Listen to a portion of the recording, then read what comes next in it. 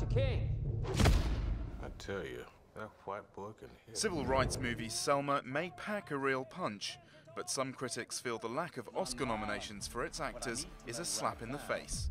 What's Martin Luther King about to do next? That performance as Martin Luther King is the type of performance that typically gets nominated. It's a real-life person. It's a transformation physically. It's, you know, an amazing performance in a movie that really has a strong social message. So I think a lot of people were really surprised. I was surprised that he did not get a nomination for that. So we're mad. We're These upset. anti-racism activists believe the Academy, 90% of whose members are white, still ignores black actors, directors and producers all too often. And this year, it's easy to see why. Of the 20 actors and actresses nominated for an Oscar, not one is a person of color.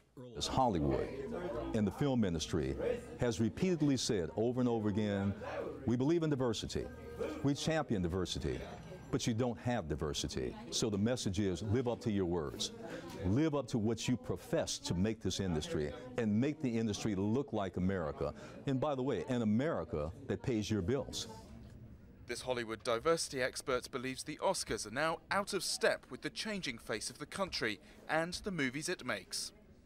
It's really the exception to the rule when you have lots of nominees and winners who represent, you know, minority groups or women, that type of thing. Typically, business as usual is white men.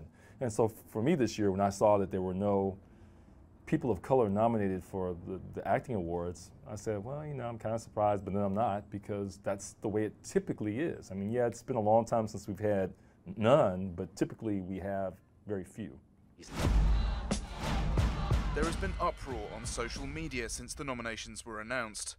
As the Oscars get underway this Sunday, activists will demonstrate on Hollywood Boulevard, just meters away from a red carpet they believe still looks far too white.